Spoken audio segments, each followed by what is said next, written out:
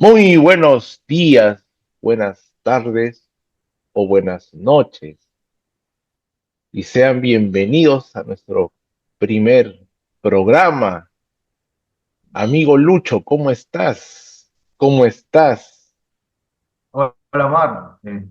Estamos aquí para charlar un poco acerca de teología, lo que más nos encanta y creo que están esperando ansiosos, ¿no? Muchas personas y para acá pues, ¿no?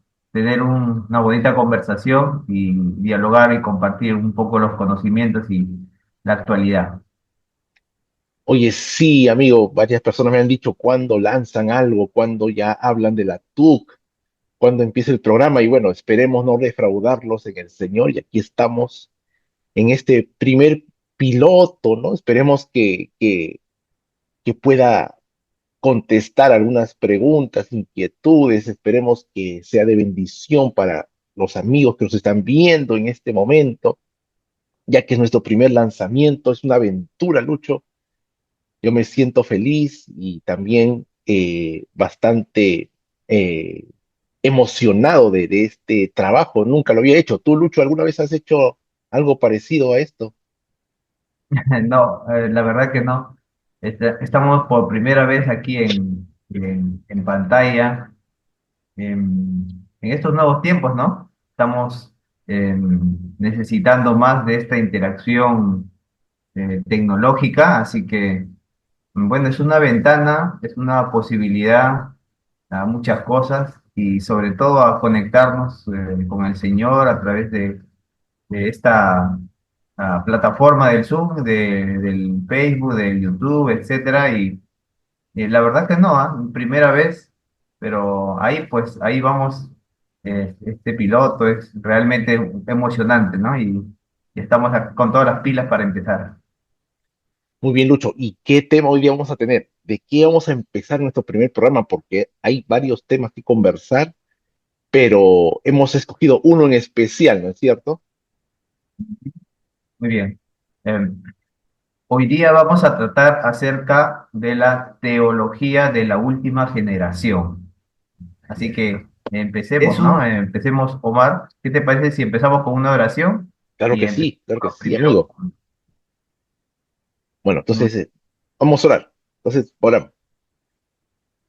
Padre Santo, gracias en esta oportunidad que nos das este momento de poder dirigirnos a nuestros amigos, hermanos que están viendo este primer lanzamiento. Dirígenos con tu Espíritu Santo en este y en otros programas que podamos lanzar. Que todo sea para tu gloria, para tu honra y también para que nuestros hermanos puedan conocer algunos temas poco discutidos o profundizar en unos ya conocidos, sobre todo que rescate siempre tu palabra y que exalte tu verdad en Cristo Jesús. Gracias, bendito Padre, te lo agradecemos en el nombre de Jesús nuestro Señor. Amén. Amén. Excelente, Lucho. Entonces, ¿por dónde empezamos? Mira, hay tanto que hablar de la TUC, la famosa TUC, teología de la última generación. ¿Será bíblica, no bíblica? La TUC es el verdadero pensamiento adventista. ¿Tú qué piensas, Lucho?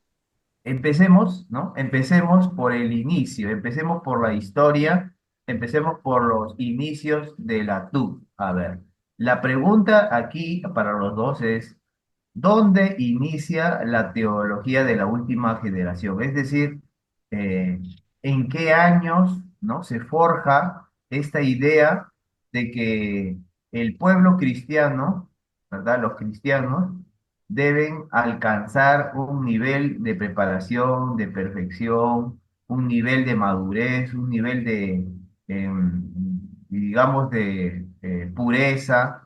¿Dónde empieza, no? En qué años, con qué personajes y cuáles son sus ideas iniciales? En adelante, encontramos a dos personajes que son Waggoner y Jones, dos adventistas que formaron parte del movimiento adventista y que son muy reconocidos, ¿no? Son muy reconocidos y ahora vamos a ver los puntos sobre que muy reconocidos. Y entonces empezamos con estos dos personajes. Sí, Ahora, porque mucho, ujú, mucho de la TUC O sea, los que proclaman la TUC tienen a Wagner y a Jones como sus padres, ¿no? Y de paso, mira, Lucho, es cierto de que muchos adventistas desconocen esto, ¿no? Es lamentable, desconocen estos temas por falta de lectura, no tienen materiales, no les hablan en sus iglesias de esto, o también se nutren de ministerios independientes que están dando, digamos, esta serie de temas, ¿no? Y ellos son los que se atribuyen el derecho de hablar de la TUC. Y lo que tú dices es cierto, ¿no? Wagner y Jones son los que supuestamente dieron forma a la TUC, pero veamos que eso va, creo, Lucho, desde antes de 1900, ¿no? Porque ya tú sabes que en 1888 fue el Concilio de Minneapolis, donde se presentó la justificación por la fe, pero lo que los de la TUC muchas veces ignoran o no dicen es que Wagner y Jones tuvieron etapas en su pensamiento, ¿no? Ujú. Rápidamente, Wagner y Jones son muy conocidos en el aspecto cristiano, en los temas cristianos, porque fueron pioneros, representantes, fueron predicadores, fueron personas guiadas para enfatizar la justificación por la fe. En un tiempo donde el mundo cristiano, y específicamente, ¿no? El pueblo, el pueblo adventista, estaba necesitando de enfatizar la justicia de Dios, ¿no? La justicia de Cristo, la justificación por la fe. Eso en, digamos que, eh, las obras y el énfasis de la obediencia, del énfasis de la obediencia. Entonces, son personajes correctamente y buenamente reconocidos por ese aspecto. Estamos hablando de 1888 y años anteriores. Ellos iban forjando ese pensamiento y se los reconoció y allí nosotros vemos que es necesario, como tú decías, encontrar en los libros la poca historia que se ha podido recabar, que está allí en los materiales. Por ejemplo, yo tengo acá un pequeño librito que se llama Portadores de Luz, ¿verdad? ¿No? Portadores de Luz.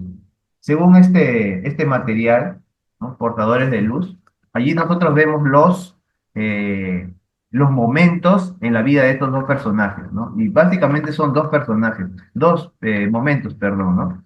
Estamos hablando de 1888 y posterior a eso, es decir, posterior a 1888 vino la época una época, digamos, oscura, una época debilitada. Acá yo tengo algunos párrafos que Ujú. quiero hablar.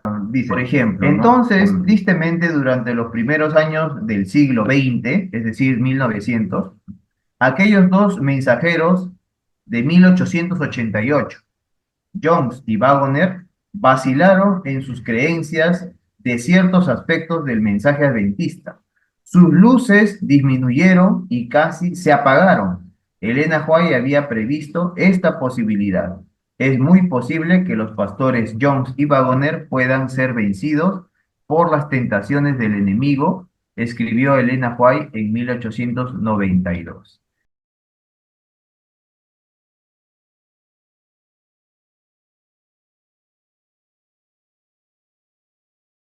Justo es raro, Lucho, porque, mira, este servidor se ha tomado el trabajo de investigar los artículos de Wagner y Jones, más de Wagner, ¿no? Porque el que habla más de la justificación por la fe es Wagner.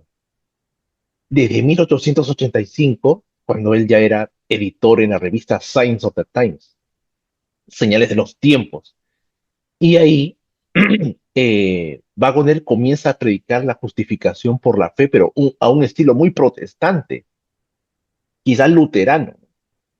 Y eso fue lo que levantó las alarmas de los líderes, ¿no? Como Butler, ¿no? Uriah Smith. Y pues como sabemos la historia, atacaron el mensaje. Elena de Guay apoyó a Wagner y a Jones. Pero extrañamente, Lucho, como tú mencionaste, desde 1889, 1890 en adelante, el mensaje de Wagner cambia. ya no exalta tanto la justicia imputada de Cristo, la justificación por la fe al estilo protestante, sino que poco a poco comienza a enfatizar una justicia que es transformativa nada más. Es decir, que Jesús cuando te da su justicia te transforma y te convierte en una persona santa. Y con esas características, el pueblo de Dios tiene que permanecer santo y puro en la última generación. Y eso sí lo dice Wagner después de Minneapolis. Es decir, Lucho, que hay un Wagner pre-Minneapolis y hay un Wagner post-Minneapolis. Y los de la TUC no mencionan nunca eso, porque es marcado la diferencia entre esas dos fechas. Porque de en adelante comienzan a hablar de un Cristo con naturaleza pecaminosa, que es otro punto de la TUC. Hablan de una victoria sobre el pecado de la última generación, que es un punto vital en la TUC. Y poco a poco se van yendo en el panteísmo junto con Kellogg. Tú sabes esa historia. Entonces, vemos de que la TUC moderna, la que tú mencionas que surge desde 1950 o un poco antes, se basa más que todo en el Wagoner post 1888, cuando ya comienzan sus errores doctrinales. Y eso es peligroso, Lucho, porque vemos que el mensaje original de Minneapolis no es el que la TUC realmente presenta. Ellos dicen ser guardianes de Minneapolis, de la verdad, pero lamentablemente ellos cogieron los puntos más erróneos de la TUC, los puntos más controversiales, los que no fueron quizás apoyados por Elena de White, a pesar de que ellos digan que Elena de White apoyó siempre todo el mensaje de Vago de Jones, pero eso no es correcto. En esos Eso no tiempos, es ¿qué era correcto. el panteísmo y más o menos, ¿no? ¿Cómo influenciaba en la correcta interpretación? O sea, qué nos decían? ¿Tenía que ver con el aspecto bíblico? Bueno, más que todo un aspecto distorsionado, porque extrañamente Wagner y Jones comienzan a hablar cosas como que si la justicia de Dios es obra de Dios, entonces todo lo que haga Dios es justicia y todo lo que haga, todo lo que venga de Dios es bueno y salva, sana, ¿no? Restaura, al punto de que Wagner y Jones después de 1890 decían de que cuando uno abre la ventana ¿no? y entra el aire, como el aire es creación de Dios, también es su justicia. Y uno cuando aspira el aire está aspirando la justicia de Dios. O cuando se entra a la ducha, como el agua es bendición de Dios y obra de Dios, ahí está la justicia de Dios. Tú puedes ser justificado tomándote una ducha. Aunque parezca chistoso, pero eso decían estos señores luego de 1890. Entonces, la TUC no se ha puesto a analizar de manera correcta qué parte del mensaje de Pagon Jones ellos están tomando. Ahora, hay otro punto aquí también, Lucho, que si nos ponemos a hablar de Wagner y Young, demoraríamos todo un programa entero, dos, tres programas, porque eso está unido a la idea de Wagner de que Jesús tuvo naturaleza pecaminosa. Antes de 1888 esa idea no se le daba mucha importancia, no tenía mucho realce, ¿no? Casi nadie discutía eso, casi nadie lo proclamaba. Pero después de 1888, ese mensaje de que Jesús tenía una naturaleza caída igual a la nuestra comienza a manifestarse en Wagner. Por eso es que la TUC toma esas ideas distorsionadas de Wagner, porque la Biblia no enseña, no confirma de que Jesús tuvo una naturaleza humana igual que la nuestra en todo, incluso en el pecado original, ¿no? O en la corrupción innata, en la naturaleza pecaminosa caída. Entonces hay muchos puntos que ver aquí. Si hablamos de justificación por la fe, también hay. No todo estuvo de acuerdo en Wagner y Jones. Incluso Elena de White algunas veces dijo que ella no estaba de acuerdo con todo lo que decía, ¿no? No todo es perfecto. Y suponemos, Lucho, de que Wagner y Jones tenían que crecer en la verdad, o sea, ir. escalando en comprensión, en refinamiento del mensaje, pero lamentablemente ellos llegaron a un punto en Minneapolis que comienza después en caída, ¿no? Y eso es triste porque uno puede ver sus materiales, que también están disponibles en la red, y ver cómo poco a poco sus argumentos originales de Minneapolis se van contaminando, ¿no? Pero para eso hay que conocer bien la teología adventista, ¿no? Y bien lo que dice la teología bíblica. Entonces, sí, estamos hablando de los años 1000 posteriores a 1888. El énfasis de la justificación por la fe fue un gran avance en la teología, ¿no? En la maduración de la teología de la fe, pero posterior a esto, en 1900, entramos en una etapa de decaimiento con Claro, estos ángeles. sí, solo Lucho, solo para complementar de que nuestros amigos necesitan saber también qué es justificación, porque Waggoner siempre decía que la justificación es hacer justo a alguien por la fe. Dios te hace justo por la fe. Pero cuando uno examina la lingüística y la gramática griega de la palabra justificar y también la gramática hebrea, la palabra justificación, justificar, justicia, son términos legales, ¿no? Judiciales. Es declarar justo a alguien. Y Wagner siempre lo dijo antes de 1888, que justificación es ser declarado justo ante el Padre, pero lo raro es que siempre Wagner decía, a pesar de estar en sus primeros años, en sus buenos años, Wagner siempre decía de que justificar es hacer justo. Y bueno, hacer justo judicialmente, ¿no? Pero él nunca lo abandonó. Entonces, ahora cuando uno examina o escucha a los adeptos de la TUC, ellos dicen que justificar es hacer justo y declarar justo al mismo tiempo. ¿Qué es ser justificado? Muchos creen que es una especie de medio camino al perfecto favor de Dios. Creen que la idea de justificación por fe es que simplemente creyendo lo que dice la Biblia serás tenido por justo, incluso no siéndolo. Todo esto es un gran error y escuchamos mucho de eso en este tiempo. Justificación significa hacer justo. Si supieseis lo radical que resulta esto en círculos teológicos, justificación es hacer, no declarar. Por supuesto que incluye el declarar, pero es mucho más que eso. Justificación es hacer justo. Cuando eres justificado o hecho justo, eres convertido en un hacedor de la ley. Ser justificado por fe es simplemente ser convertido en un hacedor de la ley por fe.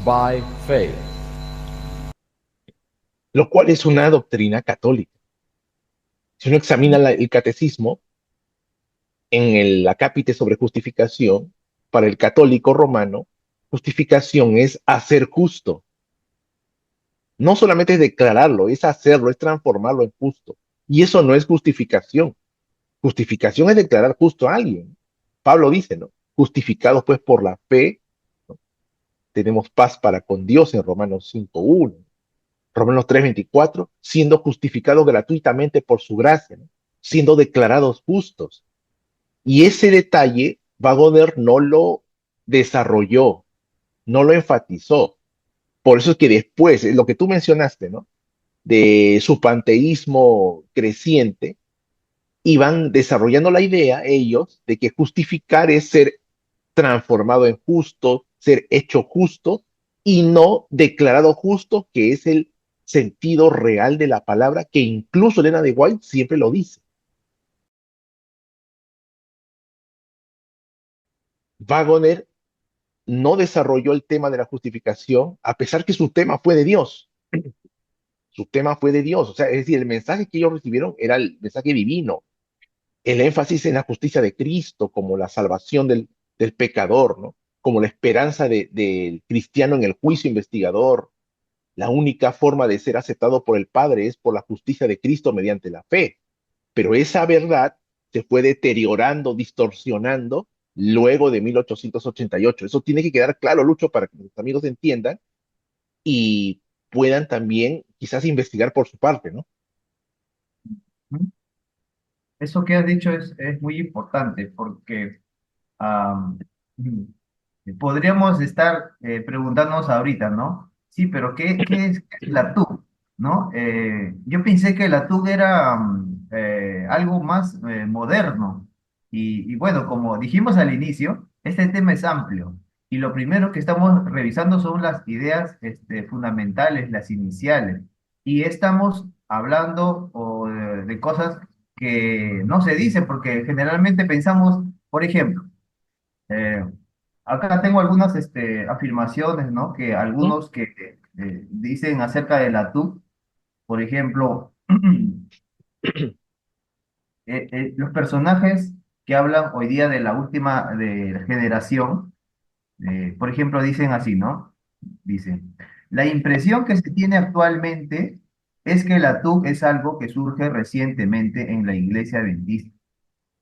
Eh, la oposición a la TUC es lo que surge recientemente, ¿no? O sea, estos personajes dicen que lo que surge es la oposición a la TUC recientemente. Ujú. Es algo que se parece o tiene la impresión de que surge recientemente. Y en realidad ellos dicen, no es así. ¿Por qué? Porque en realidad la teología de la última generación es algo que siempre estuvo en la Biblia y que siempre estuvo en la iglesia adventista. A ver, entonces, ¿qué más se puede decir sobre Wagner y Jones, sobre algunos, ¿no? Que tenían estas ideas y qué podemos decir con respecto a, ¿no? la teología de la última generación? Estamos hablando de esto. Omar.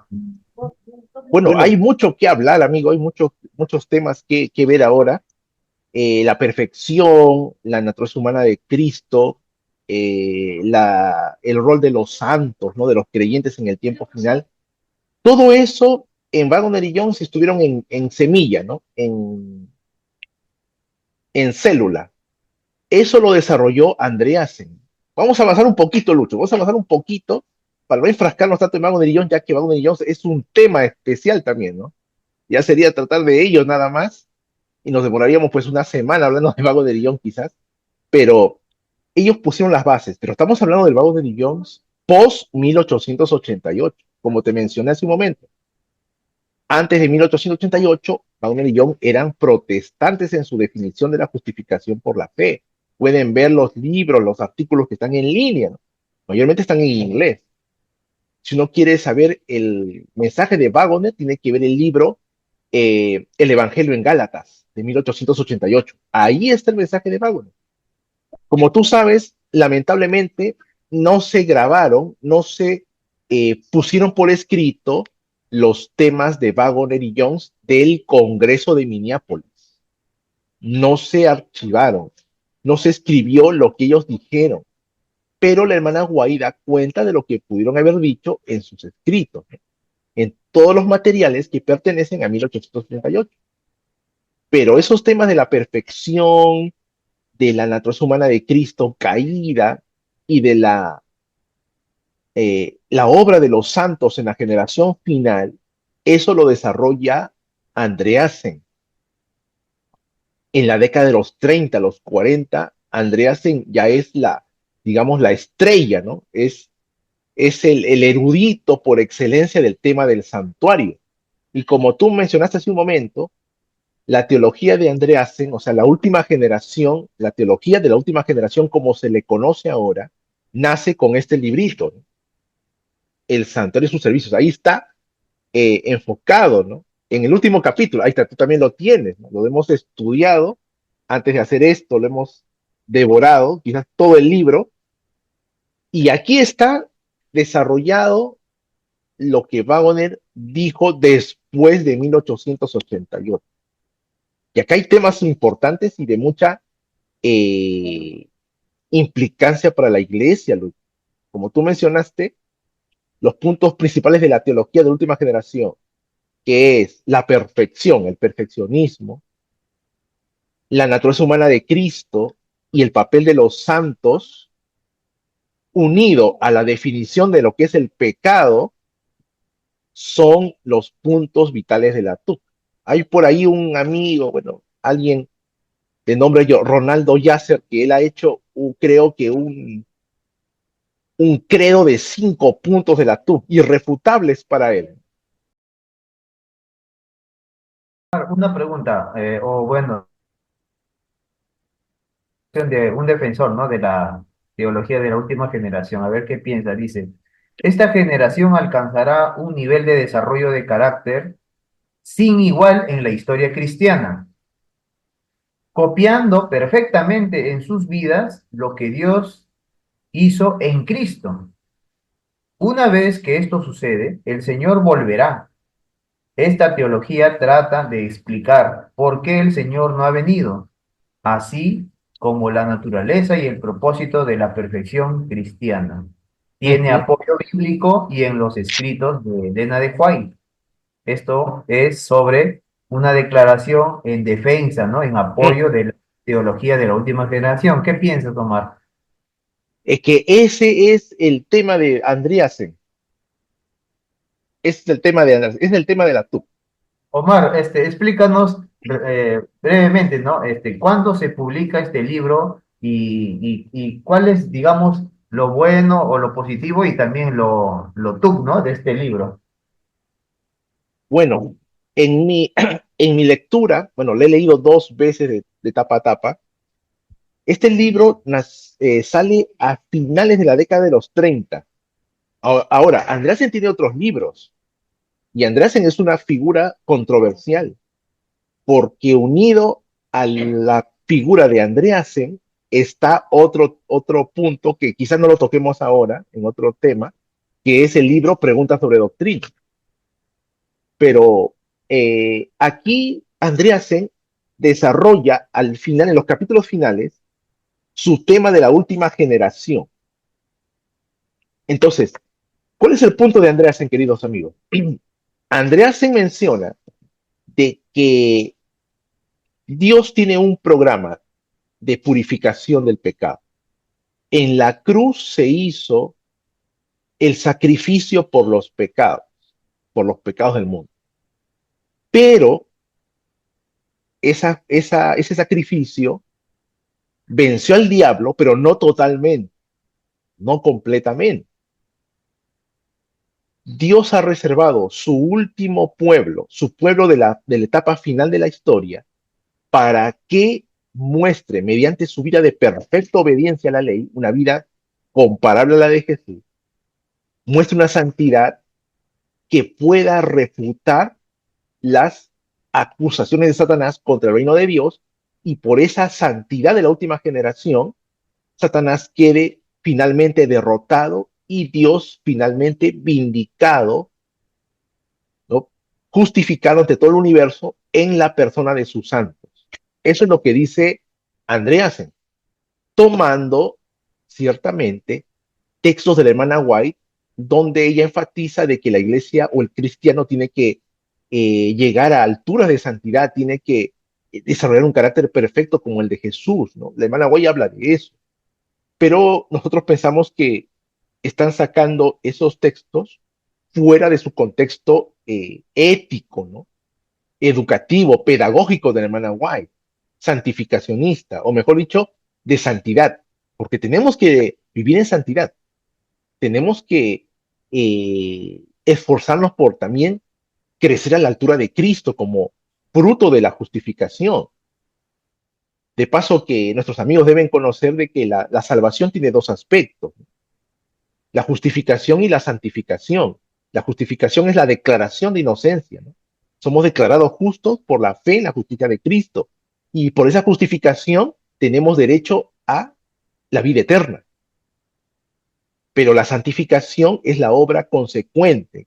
Una vez que somos justificados, o al ser justificados, Dios nos renueva en una nueva vida por el Espíritu Santo. Eso no es justificación, eso es santificación. Entonces, la perfección es santificación. La justificación es la palabra de Jesús que nos libera de la culpa, de la condenación del pecado. La TUC confunde eso, lo fusiona al estilo católico romano. Y Andreasen no toma muy en cuenta eso. Al final, para él, lo más importante es que la iglesia alcance un nivel de santidad comparable a la de Jesús para que no pueda tener mancha ni arruga semejante y Satanás quede vencido y Dios quede vindicado. Eso él lo dice aquí en su libro. En la última generación humana que viva sobre la tierra, Dios, no, quedará plenamente revelado el poder de Dios para la santificación. La demostración de ese poder es la vindicación de Dios. Eliminará cualquier acusación que Satanás haya presentado en contra de él. En la última generación, Dios queda vindicado y Satanás derrotado. Esa es la TUC de Andreasen. Ahí está. Esa es la TUC. Y tienes razón, Andreasen en el libro El Santuario y su servicio, ¿verdad? Él hace una sistematización de todas estas ideas. Post 1888, ¿no? Estamos en 1900 y los años posteriores, 1910, 20, etcétera, hasta llegar a nuestra época, 1937. Pues, acá tengo en el libro, acá dice que la primera salió en edición del libro 1937. M. L. Andreasen, el